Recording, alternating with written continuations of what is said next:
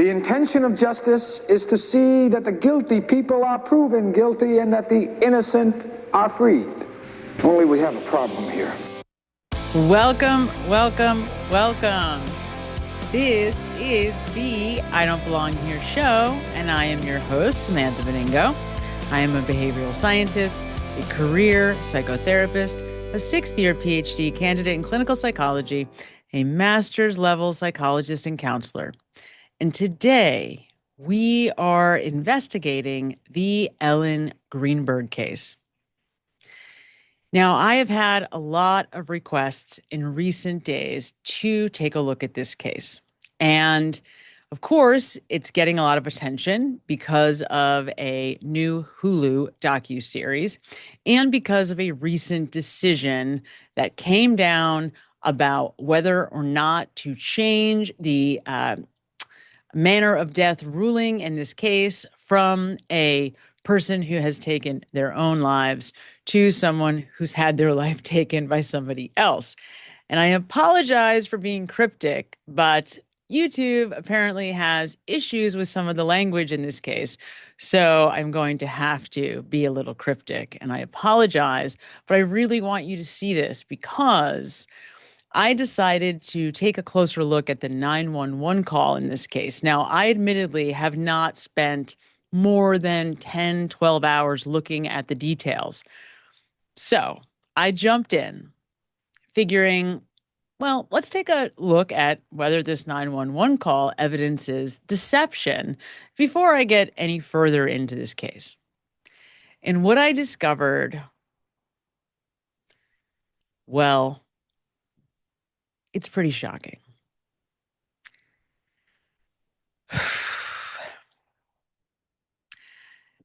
And you feel for these parents so deeply. You just want to see these people get justice. This is their only child, this beautiful girl. And all this woman wanted was love. And of course, as a young person, we all identified with that, right? When I was 30 years old, that's all I wanted. In fact, I think I met my first husband when I was 27, and she and I are relatively close in age, or were relatively close in age. So this one is it's just a devastating story. And I'm going to be frank with you because this isn't a case with a lot of ambiguity, okay? It is very clear that this person did not take their own life. I don't think I'm going way out on a limb saying that here. I think it's pretty obvious that that's not what happened. And we can just kind of be honest with ourselves about that. But the question then remains, what did happen? By everybody's report, this woman was engaged, and the man she was engaged to is named Samuel Goldberg. Everybody seemed to think that they were in a happy, loving relationship. However, her mood, she was struggling in the months that followed or preceded her death. And nobody really knew what was going on. She reported being anxious, experiencing anxiety, and had just before this incident been to see a psychiatrist. She'd gone 3 times in a week. That doesn't mean anything, guys. Psychiatrists, if they're worth a damn, will do a pretty intensive assessment before they decide to give somebody serious psychiatric medication. But they don't tend to do that in one sitting. Very few psychiatrists are going to sit with you for 3 hours. So my guess is they just did it over a short, condensed period of time, which is not unusual, right? Psychiatrists, the other thing about this, if this person was in network and she was using her insurance to pay for this doctor, you can't do it all in one setting. It has to be separated by days in order for the insurance company to pay. So I would not make anything of the fact that there were 3 visits in a short amount of time. It is absolutely meaningless. It is just standard operating procedure. The other thing I will mention is, from what I understand, the medication that was prescribed are what we call central nervous system depressants.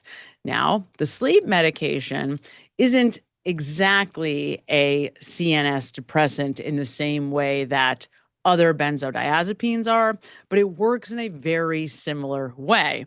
So if you've ever taken these medications, they're very similar to the body as alcohol. So even if you've not taken these medicines, but you've had a shot of tequila or a beer, then you have some idea of what it would feel like to be on them. And even in small doses, these medications slow down the nervous system. So they would have slowed your reaction time. They would have slowed her defensive reaction, even faced with a life-threatening situation, right? These medications are powerful. And if you know anything about me, my first decade of work in the field of psychology was in substance use disorders and in substances themselves. So I have a lot of knowledge and awareness and understanding of both addiction, abuse of substances, but of the drugs themselves. And we simply don't give them the credit that they deserve. Drugs of abuse are powerful, powerful, okay? They go into your receptor system, your nervous system, your neurons, and they do all kinds of stuff that overrides your organic reaction to the world. That's what a mood altering substance is. It changes your mood. It changes almost instantly how you feel. And because your thoughts and reactions to the world are mood dependent, it changes everything. And you know that little warning on the back of the bottle that says, warning may make you drowsy. Do not drive or operate heavy machinery. Well, that's why, right? It's going to slow your reaction time. And of course, increase the likelihood that there may be some kind of accident or incident. So I say this because if someone was to come up behind you and take a very sharp item and attack you with it, your reaction time would have been slowed enough to not evidence a defensive response. Mystery solved there. And I say that because that is one of the excuses that investigators are giving for why this was ruled as it was, right? Why it was ruled as self-inflicted, even though there were 20 plus wounds with a sharp object. This is one of those stories that is just so unbelievable. It's hard to even believe we have to sit here and have this conversation. It's so absurd. The other thing I would say, investigators felt that the fiance's reaction was sincere, crying, I guess, wailing at the funeral service. Well, the thing is, humans are quite complicated, and we can have competing experiences emotionally, right? We can do something in a fit of anger or rage that only minutes later we feel very contrite about. So you can be responsible for this and also feel terrible loss at the same time, right? Terrible grief, terrible sorrow. Be devastated by your actions and simultaneously the loss of someone that you care about, right? So, as always, we humans, we like to put things in nice, neat little boxes, but that's just not the reality of how life is. Life is almost always in the shade of gray. And that very well may have been the case here. So, without further ado, let's take a look and a listen to this 911 call. And we will start our analysis. I will warn you, this is pretty disturbing. And I'm going to slow it down right from the start so that you can hear the very beginning of this call, which I think may indeed be the most important. Let's get started.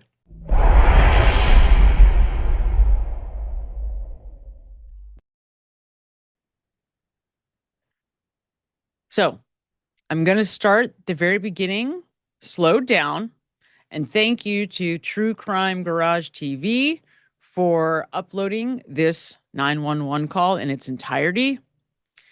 You will also note that there are 3 different dispatch officers that you'll hear at different times. The call is, as always, passed off to the appropriate jurisdiction, depending on, I guess, where you are and what your needs are. And I want you to keep front of mind, if this is you, if you are an innocent person who leaves the apartment for 30 to 60 minutes and comes back and finds your loved one in the state that she is in, okay, covered in blood, slumped over, allegedly on the floor, blood all over the place. Imagine you pick up the phone to call 911. What would you say? So take a moment to think about that, right? Obviously, you're not going to have put a lot of thought into it. You're just going to pick up the phone, dial 911, and say, I have an emergency. My fiance is covered in blood on the floor, right? Please get here as quickly as possible, whatever. All right. So without further ado, let's take a listen to the beginning of this call, and then I'll stop it and we'll analyze it and we'll go through it that way.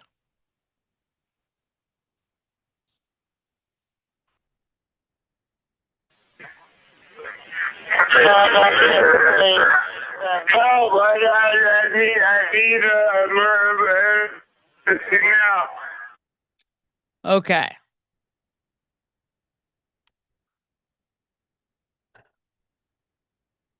So what did you hear? What did you hear? Let's play that again.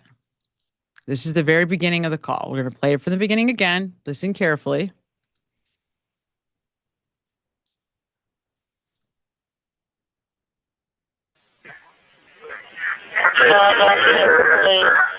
Help! I need a murder now.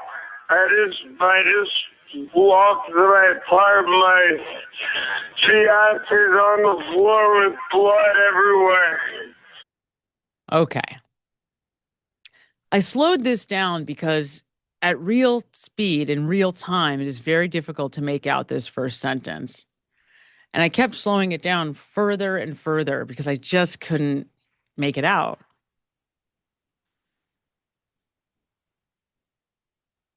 But I believe this is what we call leakage, okay?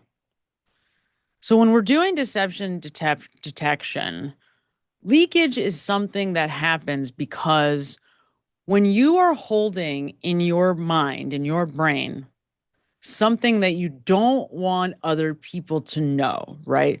So in the back of your head, you have this memory that you are trying to protect at all costs. But it's kind of like when somebody tells you, don't look over there, but there's so-and-so, but don't look. It's kind of almost like, everything in you at that moment wants to look, right? Someone just told you not to look.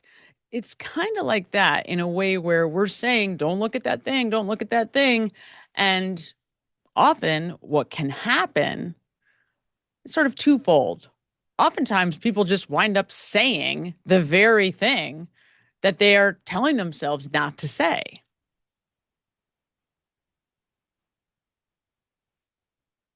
And in this case, that is what I believe has just happened here in the very first sentence of this call.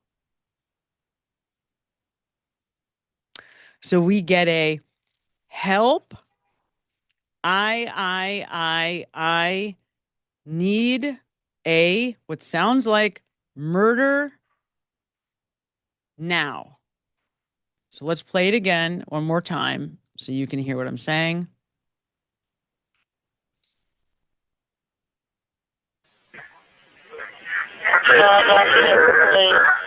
Help! I need a murder now. Help, I need a murder with me now. That's what I hear. Now, whenever we have repetition, particularly a repeating pronoun, I, it screams deception. Now, if it was one repeating pronoun, I, all right, maybe that's high sensitivity and you're going to argue, but Sam, this is an extremely sensitive situation. But my point all the way through this is going to be a couple of things. First, the reason why we repeat words is often because we're self-censoring. We are trying to pretend like we are recalling a past event, like we're recalling from memory, but we're not. We have to invent on the spot what we're telling. So repetition indicates that there's a hesitation to know what to say next, right?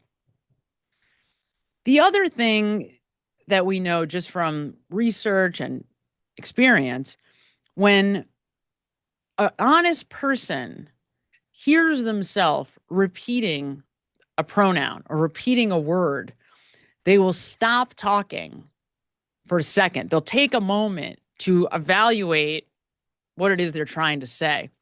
Someone who's guilty doesn't do that because they feel like it makes them look more guilty. And that's the thing. When a guilty person tries to act innocent, there's a pattern. Like we all kind of assume that this is how innocent people are going to sound, but we get it wrong. We end up kind of overshooting the mark, overcompensating. And you can just hear it in the language. It just comes out, right? Because most of us are not hardened criminals, right? This isn't a sociopath. So there's guilt, there's shame, there's all kinds of feeling about what has happened here, okay? And a lot of the time when there's this kind of rage-filled aggression, it's a person who's extremely emotional, right? Who's kind of gotten so upset and so angry that they've done something this violent. So they're capable of extreme emotion on both ends, positive and negative, or what we would consider negative.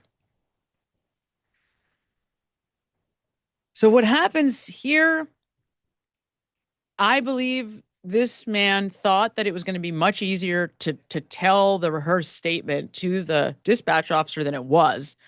Like, help, I need help, get somebody here now. And instead, he ends up holding in his mind what he's not supposed to say, and it leaks out. And then because of that, it's like he gets spooked. Like, oh my God, I just said the thing I wasn't supposed to say.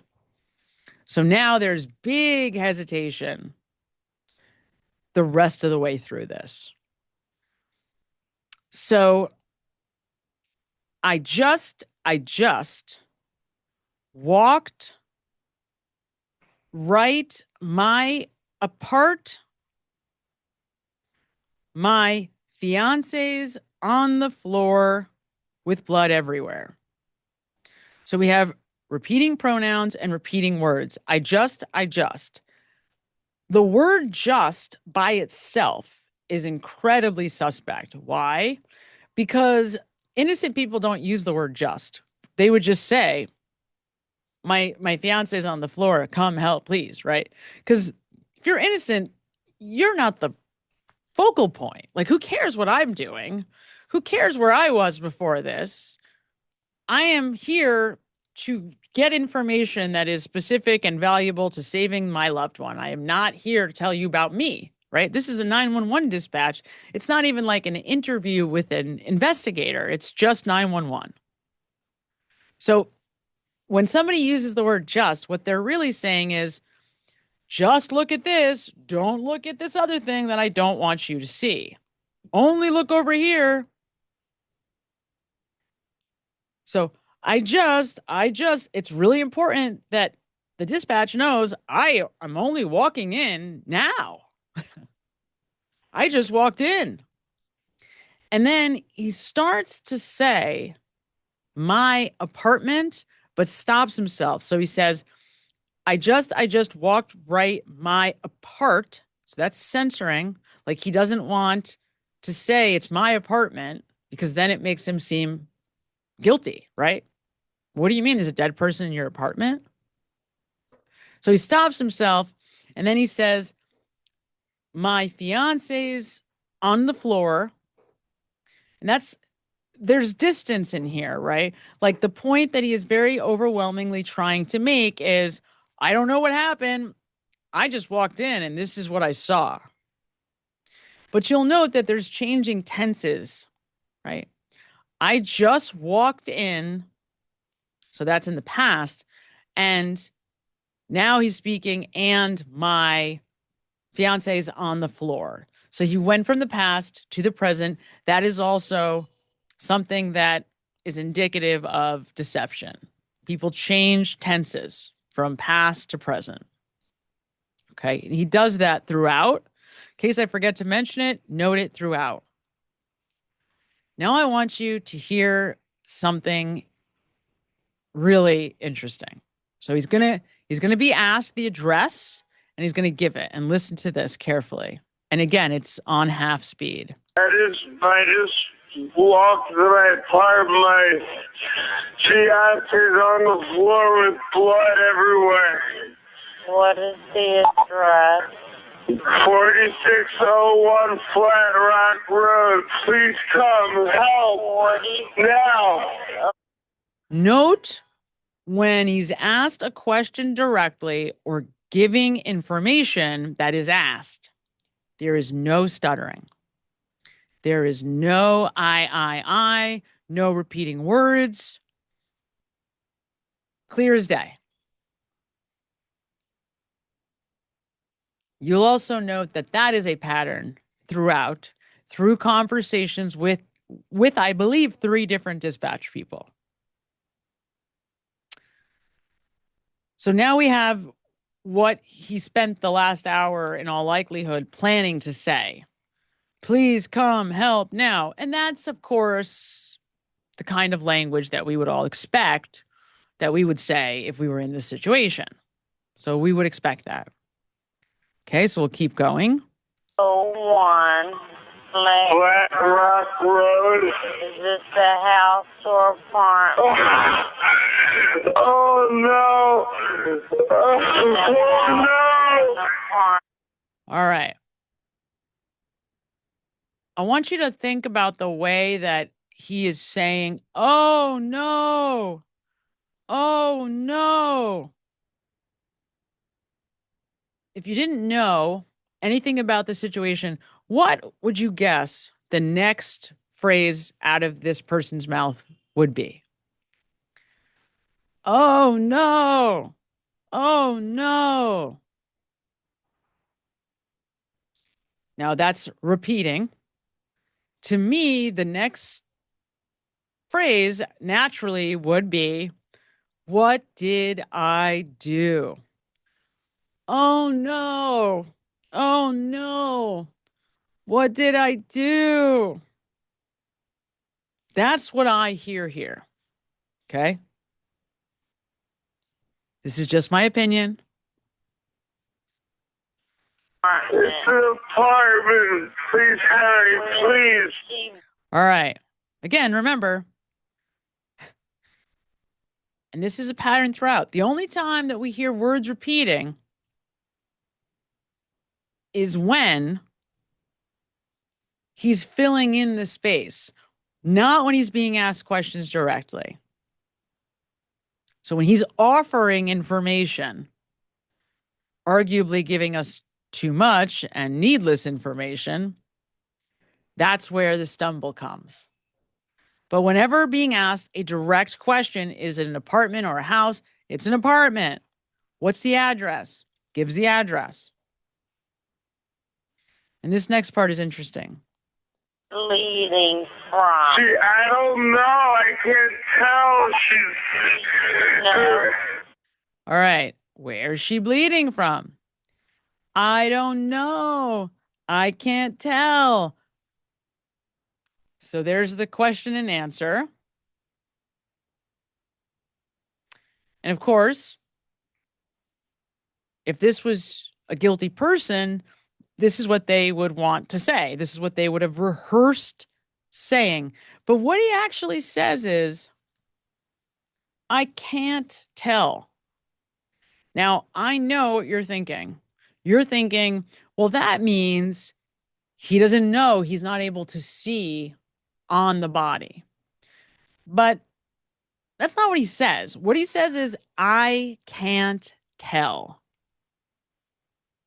And to me, that's potentially leakage. And what he's saying is, I can't tell you. Not because I can't see it, but because I can't tell you. He might even be saying, part of me wants to tell you, but I can't, because then I'd be incriminating myself, right? And now he starts again. Let's hear this. So you have to calm yourself down in order to get you some help. I'm sorry. I don't know. I'm looking. All right. So the dispatch officer says, sir, you have to calm yourself down in order to get you some help. And he then apologizes. Now, that's important because most guilty people, when they are giving their statements, they wind up apologizing. Now, not necessarily for the crime, but just throughout, whether it's for, it doesn't even matter what it's for, but you will hear an apology. And what's interesting about that is that innocent people don't apologize. And it is kind of an odd place to apologize. Like, you're upset because you just came across your loved one. And we've all heard other 911 calls with innocent people where instead of getting contrite in that moment, they actually get angry. Like, how dare you tell me to calm down? I just found my fiance. Like, F you. And I can tell you right now, that would have been my reaction to this moment. Being told to calm down by the dispatch would not have been something that I had taken to. I probably would have hung up at that point. I would have asked, are they on their way? And once I got a yes, I probably would have hung up. And I've heard other people do the same thing. But not here. In fact, we have repeating, I'm sorry, I'm sorry. And then he says, I don't know, I'm looking at her right now. So we have she, I. So we have switching pronouns. Now that's indicative of not knowing what he wants to say. And he's already screwed up and said the M word. So he's very scared about what's going to come out of his mouth. So he goes from speaking about her, she, he's going to tell us something about her. Then he goes to I. So he ends up going with, I don't know. And then he stumbles again, I. And then he says, I'm looking at her right now. Now ask yourself, why is he telling us that? Well, obviously you're looking at her right now, right? You're sitting there, you called us, you're telling us, you just stumbled upon your fiance. So why tell us again that you're looking at her right now? This indicates to me that he's trying to insinuate, I only just stumbled upon this right now. Like almost as if to say, I'm only looking at this for the first time now. I don't know. I don't know what happened. So this is starting to feel like an alibi, right? Like he's trying to be clear that he is not responsible for this and that that's the narrative that he's sort of forming. And it does seem as we go through this that there are two clear objectives on his part with this statement. One is to make it clear to them that he was not there when this happened. And two is to make it clear that nobody else but her is responsible for this. So I don't want to jump too far ahead, but just keep it in the back of your mind. Okay, let's keep going. At her right now.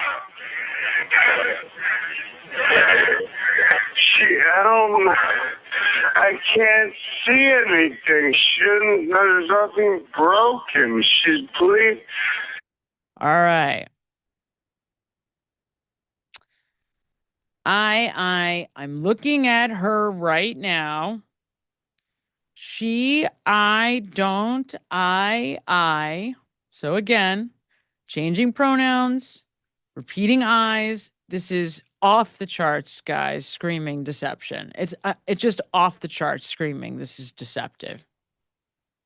I don't know what else to say. I mean, it's off the charts. She, I, don't, I can't see anything. She didn't. There's nothing broken. She's starts to say bleeding, but doesn't. And then says, Allie, calls her name.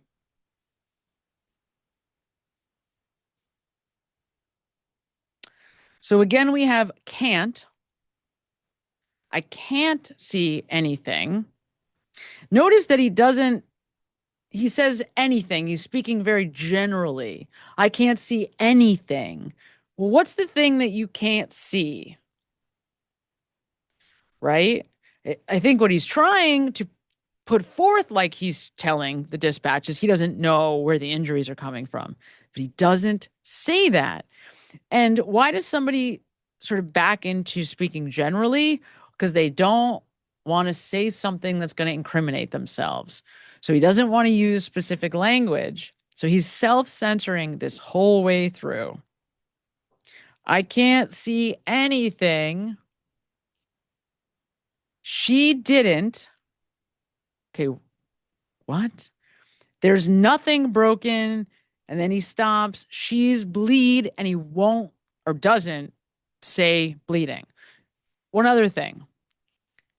This person is giving us explanatory information. He's explaining, he's trying to convey to the dispatch what's going on. But you notice that all of the language in here is very negative, right? I can't, there's nothing. I can't see anything. She didn't. There's nothing. Right? This is major self-censor. Major self-censoring. He doesn't want to say the wrong thing. Ellie! You don't know where she's bleeding from, can't Ellie! what's coming from. I think her head. I think she hit her head, I think. All right. So now he calls her name twice. My guess is that this was some of the rehearsed, what he had planned to say. The dispatch officer asks a direct question. You can't see where the injury is. And he says, or you can't see where the blood is coming from, something along those lines. And then he says, I think her head. I think she hit her head. I think. So he emphasizes the think. So again, we have repetition. It's a direct sentence, though. It's not I, she, I, right? So he's able to get words out and answer the question directly. But this, again, I guess this was the goal. The goal was, the original idea, because I'm guessing that the initial blow she didn't see coming. She's standing at the sink making a fruit salad. Somebody comes up behind her with a very big and very long, sharp object, and the first blow is to the back of the head with the intention of incapacitation. Okay? Remember, there was Klonopin found in her system. There's a benzodiazepine found in her system. Okay? So I think she hit her head. I think. So he wants to communicate that this is where he thinks the injury is coming from, but he wants to also make sure he's not sure, because he wasn't the one that delivered the blow, right? He wants to stress that he's not sure. So he says, I think. The emphasis is not on where the injury is, the way you would suspect it would be. The emphasis is on, I think. He wants you to be clear that he doesn't know for sure. But of course, he's overemphasizing that he doesn't know, because that is what he's trying to hide, that he does know it's a head wound. Or that there is a head wound, right? Because there's actually wounds everywhere. But the major, probably incapacitating blow, the one that likely kept her from being able to be defensive, were the ones in the back of the head and neck. So then what happens? In all likelihood, maybe she turns around and then there is, repeated wounds. And then the final one right into the heart.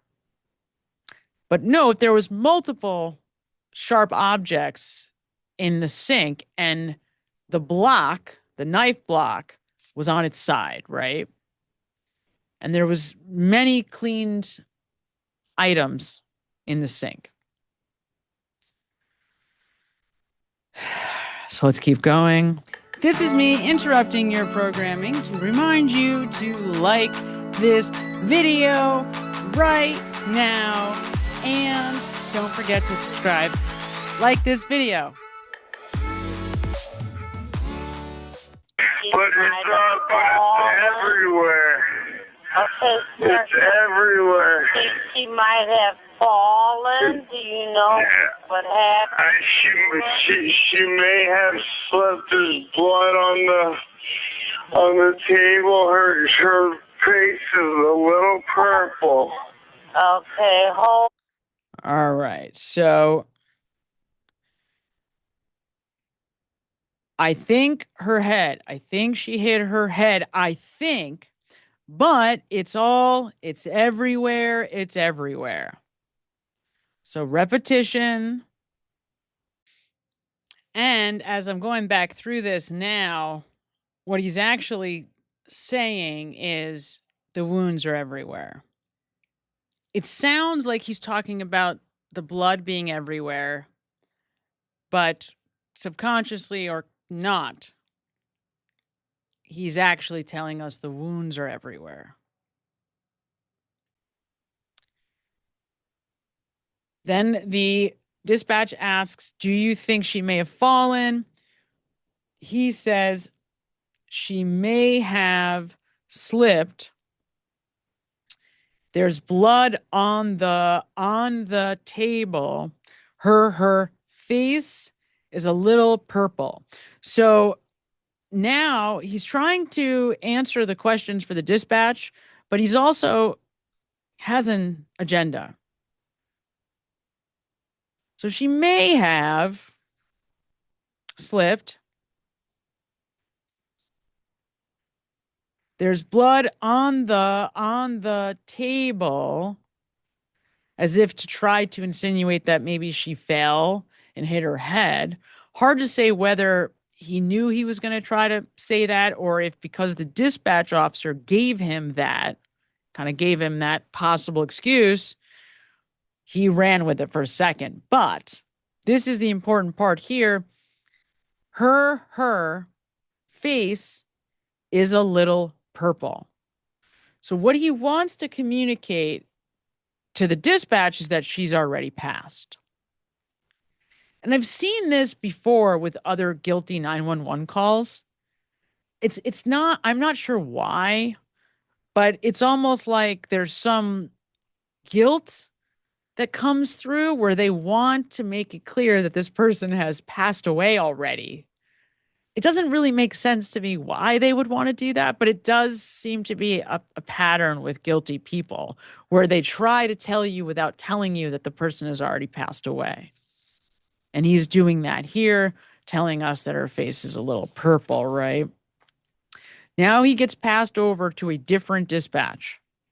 Hold on for rescue for her. Stay on the phone.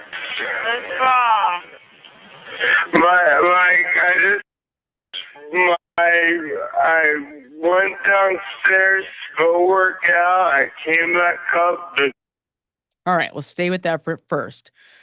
So he says, please hurry. Dispatch changes to a different service. She says, what's wrong? And he says, my, my. Okay. So 3 my's, a change in pronoun, and a just, which basically screams deception. I mean, I'm not sure you could put 5 words together that could be more deceptive besides I did it, right? And even in that case, there's no deception, right? So this is so deceptive. He's got a different person on the phone now. This is not the same person he was just talking to. So this is a new person. And he says, my, I just my. So he doesn't know what he wants to say here. And now he actually goes into his alibi. So I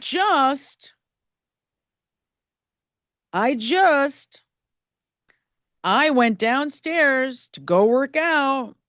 I came back up. I wasn't here, so I just wasn't here. That's the important thing that he's trying to communicate here. I wasn't here. So, but he says, this is so interesting. I went downstairs to go work out.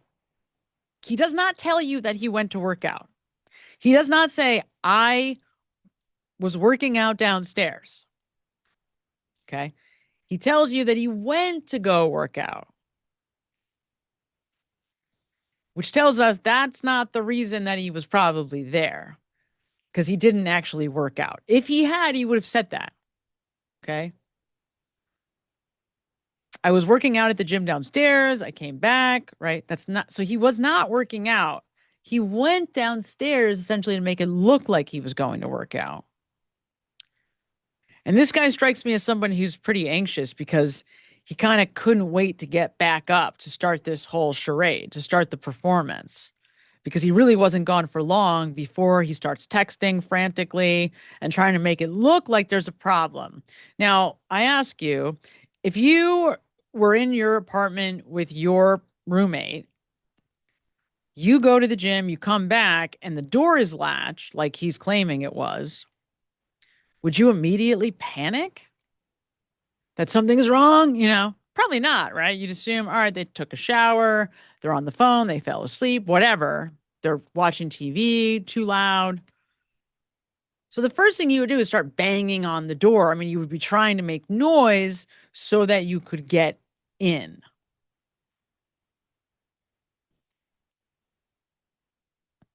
Breaking the door down, that seems like the kind of step that would take longer than what he tells us here is about a half hour. Okay. Now, in actuality, I think it was a little bit longer than that in terms of the video and such, but he tells dispatch it's a half hour. So let's keep going. So I went downstairs. I didn't actually work out, but I went downstairs to go work out. And then I came back. That's what he told us there. The door is latched. My fiance's inside. She wasn't answering, so after about a half hour, I decided to break it down. I see her. All right.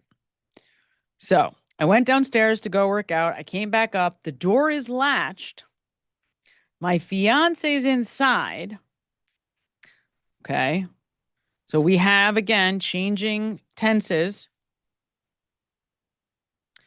She wasn't answering. So after about a half hour, I decided to break it down. So we have repeating words. She wasn't answering. Then we have an explanatory statement. So, and it's in the negative. She wasn't answering. So this is deception. After, that's a missing time statement. About, so he gives us a very not certain time. And that's very common to people who commit crimes because the timeline is obviously essential and they don't want to be held to the fire, right? They don't want to be held to task. Oh, you said you were here, but really you were here. They know that's important. So they always are very vague about time. So after about a half hour, I decided to break it down. So what do we have here? We have an alibi where the whole point of this statement is to say she was in there and I wasn't. She was inside. This is distancing, right? She was inside. I was not. And then I even had to break the door down because the door is latched. So you see, he goes from I went downstairs. This is in the past. The door is latched is in the present. Okay, my fiance's inside, you could argue is either past or present, depending on how it's the context. But this is definitely, the door is latched, not was latched, is latched. This screams deception, guys. So as I'm going back through, I realize that the door is latched is a lie. I know I said that generally, but I want to make it very clear that you understand that the door is latched. That is not true. So either the door wasn't latched and he broke it after the fact, or he somehow latched it when he slammed the door and then, broke it that way. But that is a lie that is not coming from memory. My guess, it's the former, but I have no way to know. What's the point of this? I wasn't in there, and she latched the door from the inside.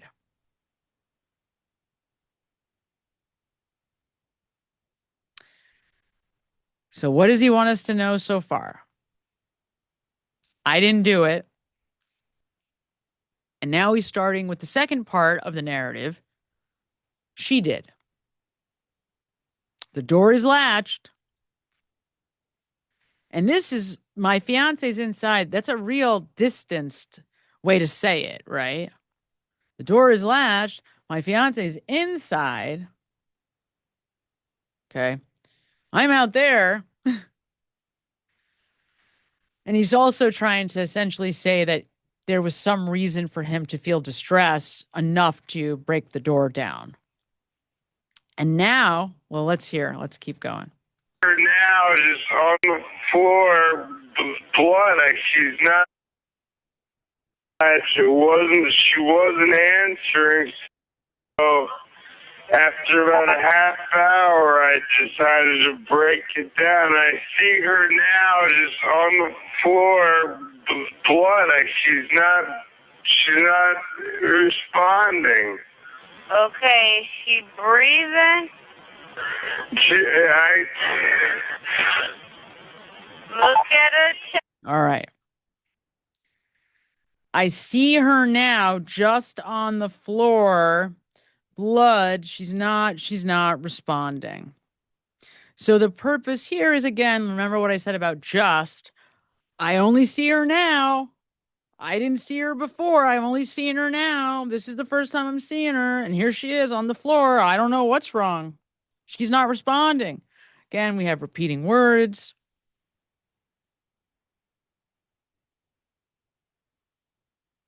So this is probably part of what he had rehearsed saying. It's not coming out exactly as planned. But the idea was, I don't know what happened. I walked in. There's blood everywhere. She's not responding.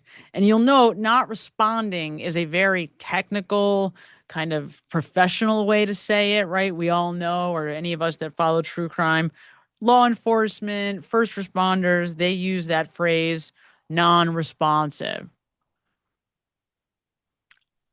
I'm pretty sure if this was me, I wouldn't be using that phrase, right? I don't know. I can't get them to say anything, right? I mean, I would probably be using very casual language because I'm not a first responder. I'm not a trained law enforcement officer of any kind. You to calm down, and I need you to look at her chest. It's really. I don't think I really don't think she is. So the dispatch is trying to say, is she breathing? And I told you this is one of his other objectives. For whatever reason, he's trying to communicate that she's already gone, but he's trying to do it in an indirect way. And he's really trying to put that responsibility on the dispatch officer, which I have to give him credit. He's not stupid. He's a clever guy, right? He's no dummy. So she says, is she breathing? And he says, I don't think she is. I really don't think she is. So that's a pretty high commitment statement, but framed in the negative, which makes it all suspect. But he essentially is saying, without saying, she's gone. He doesn't want to say that, though, because how could he know that for sure? So he's trying to censor to make sure that he doesn't give away that he already knows what happened.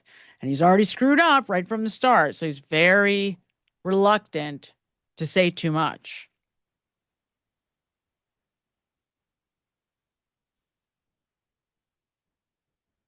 And send me, someone's on the way. Look at her chest. Is she flat on her back? She's on her back, so I bring her. Look at her chest and tell me if it's going up and down, up and down. So I think what happened here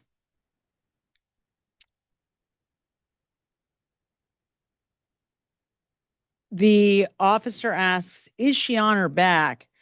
And he says, she's on her back, but there, and then he stops himself. What I suspect he may have said or may have wanted to say and then stopped himself from saying was that there are wounds on her back. But he didn't.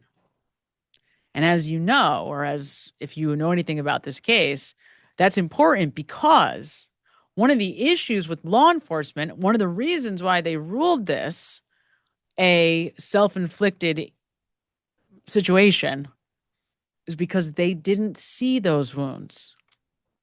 So he's smart enough, catches himself not to say that, right? She's on her back, but there, and to me, that's what he was going to say, but there are wounds on her back, but he didn't. So then dispatch interrupts and says, you know, is she breathing? Do you see her chest going up and down? He says, I don't see her moving. I don't. All right, let's hear. Tell me if it's going up and down, up and down. I don't see her moving. Okay, do you know how to do CPR? I don't. Okay, I could tell you what to do, okay, until they get there. I want super fed Oh, on her. God. Hello? Yeah, hi. Okay. All right, so this one is really interesting. So dispatch is trying to walk him through doing CPR. She asks, "Do you know CPR?" He says, "I don't." And then she says, "All right, this is what I want you to do." And he says, "Oh, God." And then she thinks that maybe he didn't hear her. So she says, "Hello?" And he says, "Yeah, hi, okay." This is weird to me. This is a little weird because to say hi feels like just a reaction. Like he wasn't aware in that moment of where he was and what was going on. And he reacted to her saying hello. And he's like, "Yeah, hi." What she was really saying is, "Are you still there?" Right. So you would think that the normal response would have been like, "Yeah, I'm here. I hear you." And again, there would have been a lot of fear, a lot, if this is if you're really stumbling upon a person you love covered in blood on the floor, you're going to be in such a state of hypervigilance, such a total panic, adrenaline just pumping through your veins. It's going to be teetering on agitation. You're going to be teetering on like, you know, angry almost. You just give me the information, lady. Like being friendly with the dispatch is not going to be the priority at that moment. And I think it's just very strange. If this is someone you care about, that you would say, "Yeah, hi." Like, "Yeah, hi. Okay." If it was a stranger on the street, if you were just a good Samaritan, stumbled upon somebody and stopped, decide to help, then maybe I could see, "Yeah, hi. Okay, I'm still here." Because you're not invested in the outcome as much. Obviously, you care. You want to help somebody who's in peril, but it would be different if it's your loved one on the floor like this, right? So I just don't see that being normal. The hi, the "yeah, hi, okay." So maybe I'm being a little nitpicky there, but that one did stand out. That stands out for me. Okay, keep going. Willing to do CPR with me over the phone so they can... I have to, right? So now, this part I think is suspect to everyone. "Are you willing to do CPR with me over the phone?" And he says, "I guess I have to, right?"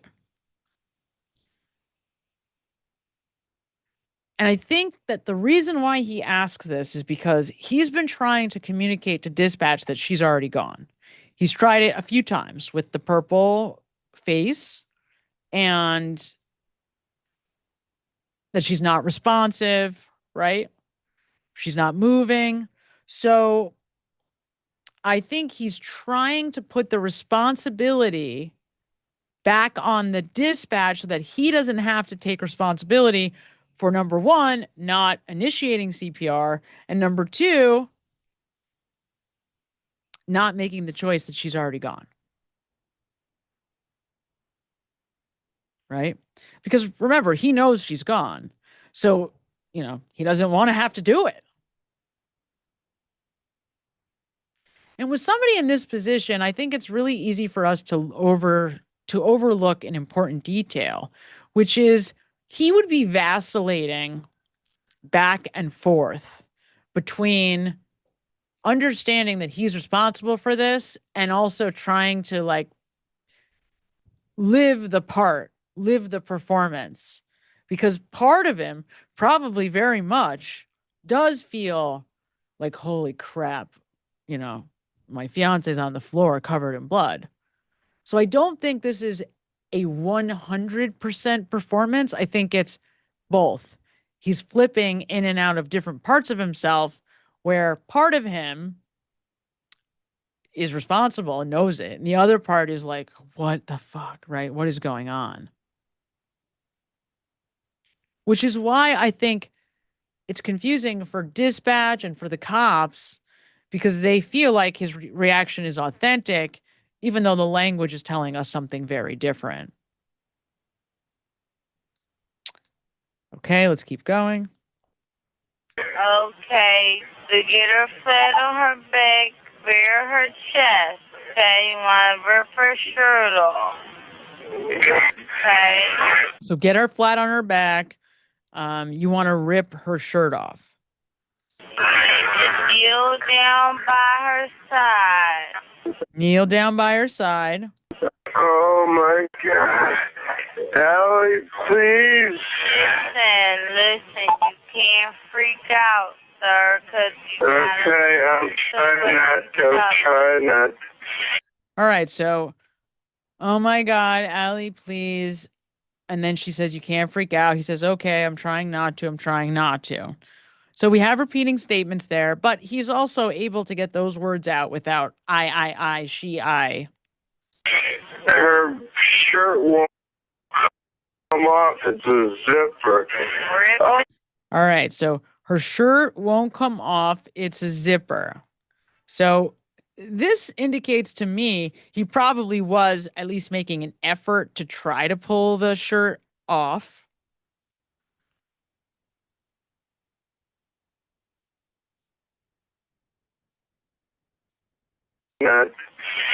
Her shirt won't come off. It's a zipper. Oh my God! She stabbed herself. Where? She fell on a knife. Oh no, her knife's sticking out. I mean, this is nuts, right? Could this be more incriminating to this man? So, interestingly, you'll note at one point, the dispatch officer is still talking, right? Because she's responding to the statement about the zipper being stuck. And then he says, oh my God. He waits for the dispatch to stop talking before he continues. And then he says, she stabbed herself. She fell on a knife. And then, oh no, her knife's sticking out. Now, you probably don't need me to even tell you what's wrong with this statement, but ask yourself, how in God's name would you be so sure if you see somebody, as he's claiming, with a sharp object directly into their heart, blood all over the place, wounds from the head, because remember, he first told us that she hit her head. Would you right away assume that she did it to herself? Like, would you ever assume that? I mean, the only way that you would make that assumption in my mind is if this was someone who had a long history of self-harm, a long history of psychological instability, their family history of ideation and attempts. You know, this is not a person. This is a woman whose mental health history is non-existent up until 3 months before this. So and it wasn't, by the way, depression. It was anxiety, which tells you that this is someone who's even less likely to do this. Anxious people are anxious. Anxiety, you guys, is all about a desire to be comfortable and to survive, right? Anxiety is an evolutionarily adaptive experience. You are more likely to stay alive if you're anxious, right? Because that's what's driving your thinking. The desire to be comfortable, to be safe. Certainly, with absolutely no history at all of anyone anywhere saying that this woman was experiencing depression of any kind or with any history of impulsivity or depression, and with benzodiazepines in her system. To assume she did this to herself. First, he says she did it to herself. Then he says, well, she did it by accident. She fell on a knife, which, hello. Right. Okay. Then he says, it's almost like he catches himself because he realizes that it was too incriminating. Like, how would he know that? He kind of catches it. He realizes, oh shit, how would I know that she did it to herself? So he kind of backs off it and tries to make it sound like, oh no, she did it to herself. She fell on a knife. And then he backs up again and he says, there's a knife sticking out of her heart. Now he just becomes, more objective. He tries to take the conjecture, his opinion, out of the statement. Stabbed herself. Where? She fell on a knife. Oh no, her knife's sticking out. What? There's a knife sticking out of her heart. She stabbed herself? I guess so. I guess so. I don't know. Right? So now he's backed off all the way, and I don't know. I guess so. Or she fell on it. I don't know. Or she fell on it. I don't know. I only know I didn't do it. She probably did it. I didn't do it. The door was latched, so couldn't have been me. Right?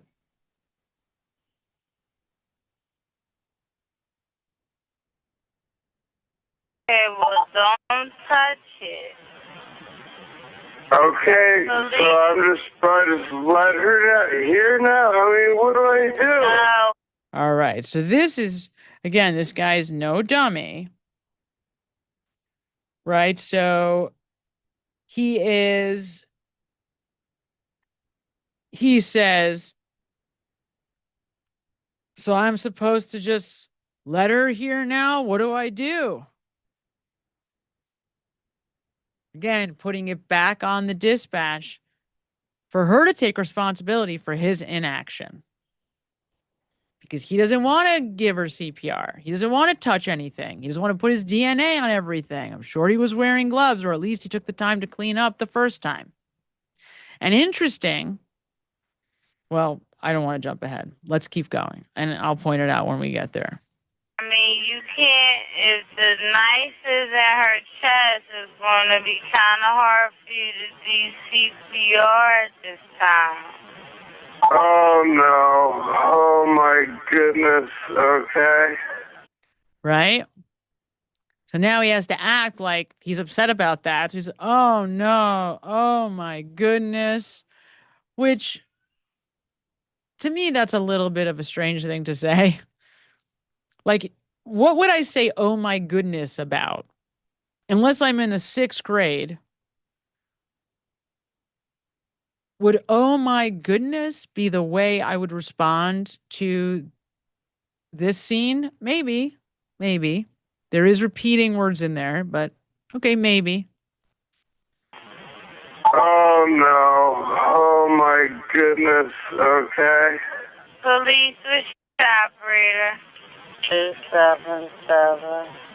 Is someone coming here? Yes, they are. You said 4601 Flat Rock, right?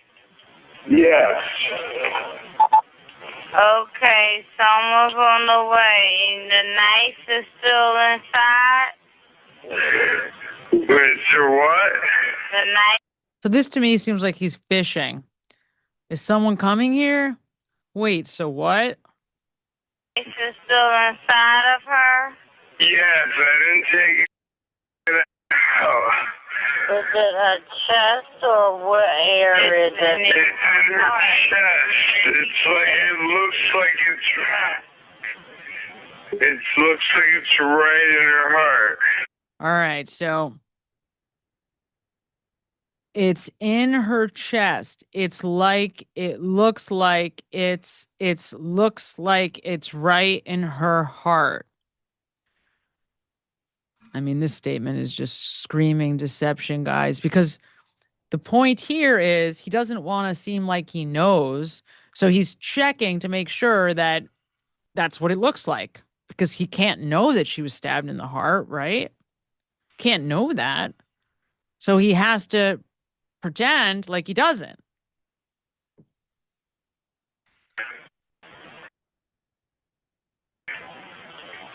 Okay. Someone's on the way out there, okay? Just get... Oh my God. Oh my God. How old is she?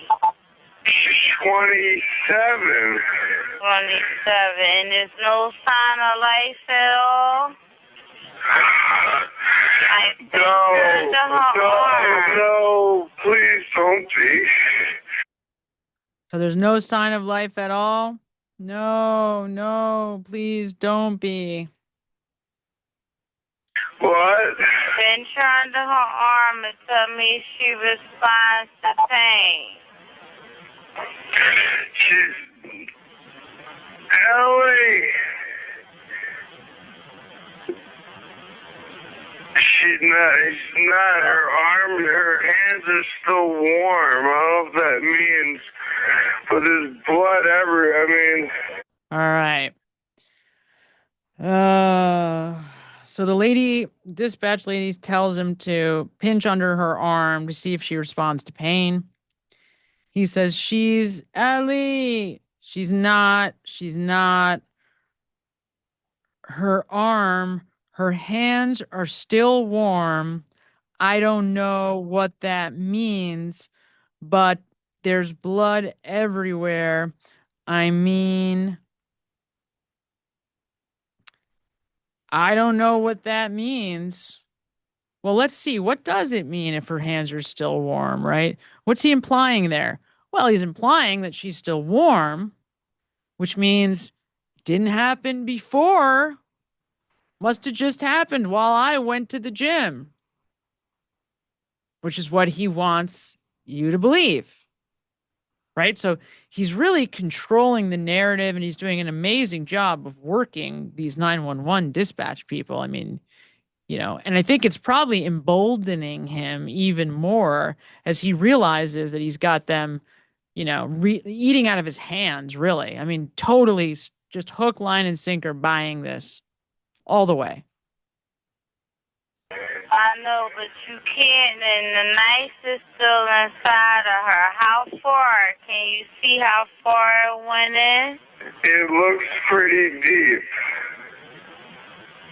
Okay. It looks it's a long knife. All right. So, and again, he kind of screws up here. He says, it looks pretty deep, because she asks, how deep is the knife? And he says, looks pretty deep. It looks, pauses, 3 like he's going to say 3 inches. He pauses. And then he says, it's a long knife. I'm not touching anything.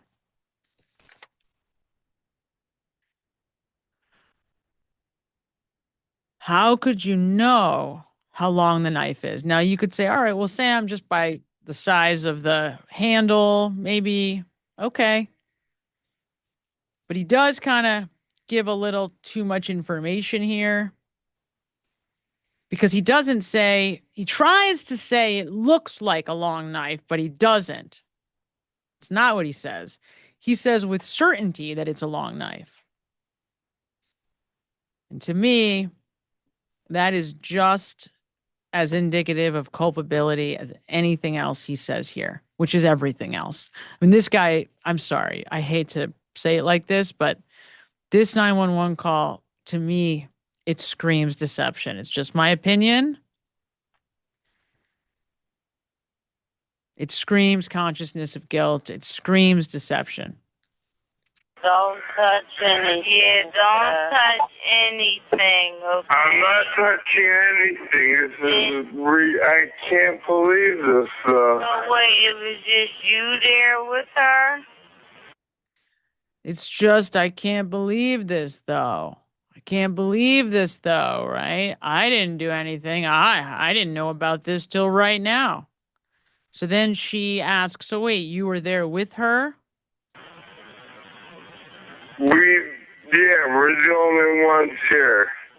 And she ran in the door, you said latched it shut? No, I went downstairs to work out, and when I came back up, the door was latched. So this is her rehearsed statement because he says it the same way more than once. So she's asking about what happened. He says, no, no, no. I went downstairs to work out, and when I came back up, the door was latched. And then he goes on to say, like it was, it wasn't like, it was like locked from the inside. And I'm yelling, and I'm here like yelling, and I'm yelling, and I guess. Ay, you guys. 3 no's, 3 eyes, screams deception. I went downstairs to work out. Here's the rehearsed statement. And when I came back up, again, I went to work out. That's not why he was there. When I came back up, the door was latched like it was, right? So, like it was, it wasn't like, it was like locked from the inside. So he wants to make sure and communicate that she locked it from the inside. She did this. That's what he's trying to say. But he doesn't know how to say it exactly there. So he stumbles all over the place. It's an explanatory statement. It's too much information given the question that was asked, and it's all in the negative. And then he doesn't stop, though. And I'm yelling, and I'm here like yelling, and I'm yelling, and I guess. So all of this repetition is him not sure what he wants to say next. So he's trying to buy time. I'm yelling, and I'm here like yelling. He's not remembering, what am I supposed to say next? And I'm yelling, right? And I guess, and then the dispatch breaks in and asks a question. Like it was, it wasn't like it was, it was like locked from the inside. And I'm yelling, and so I'm was your house yelling, broken into? No. So there's no sign of a break-in? No, never breaking it off. I mean, there will be. So then she interrupts and says, there was no sign of a break-in. And he says, no. So what is he saying there? First of all, it's indicative of deception. But what he's saying is, no, definitely not. Definitely not. No, nobody else did this. And this to me is a royal screw up. And he's so freaking lucky he didn't get caught because of it. He was so hell-bent on making it seem somehow like she did this to herself that he never even considered the possibility of a break-in. It never even came into his mind, so much so that he doesn't even realize that would have been potentially a much better scenario for him. Which makes you realize this guy is a sick guy. And he may have even planned it. And I say that because he would have known about her mental health situation. To me, it seems like he tried to leverage that either because something crazy happened and it got out of hand, and so he went with it, or it was in his mind already. He wasn't sure something crazy happened and it got out of hand, or it was premeditated. The only thing about that, though, I feel like if this was planned ahead of time, you wouldn't have gone in with this very specific route. There would have been some other preferred method. My guess is it's the combination of both. It was in his head, something got out of hand, and then he just deferred to what he thought would be the best play in that moment, which was she took her own life. Because he knew that she had sought out psychiatric help recently. Now I ask you, if you stumbled upon this scene, is this how you would react to this question? How could you possibly know that there was not a break-in? How could you possibly know that, particularly given these circumstances? How could you possibly know that? You might have suspicions about what happened, but there is no possible way, whether somebody comes in the back door, a window, or somebody actually walked in the apartment and shut the latch. How could you possibly know that there was no sign of a break-in? How could you know that? And he's definitive. He's no sign of a break-in at all. And then he says, well, I mean, there will be, because there will be when you get here, because I had to break the latch, but to get in. So I broke in.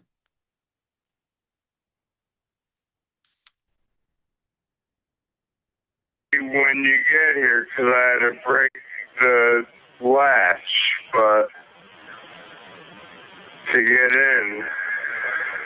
Okay, 4601. All right. So there you have it.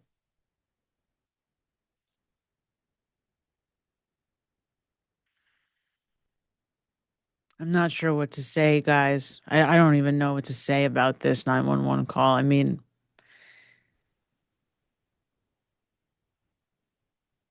I feel for this woman.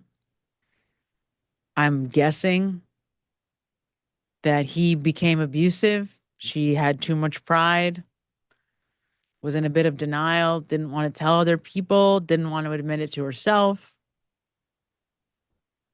denied it to even the psychiatrist, blamed it on work stress. She wasn't wearing her engagement ring. And if you have ever been engaged, you wear the ring a lot. Even if you live in a bad neighborhood. You know, I live in New York City, and I would just turn my ring around when I was married the first time. To me, she knew something was very wrong in this relationship and didn't know what to do about it. And rather than communicating it with loved ones, she kept it inside.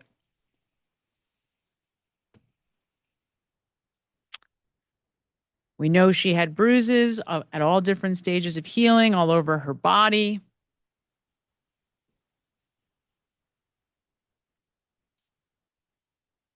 So I'm so sorry this happened. But to me, this is kind of a no-brainer. Like, it's real clear what happened here.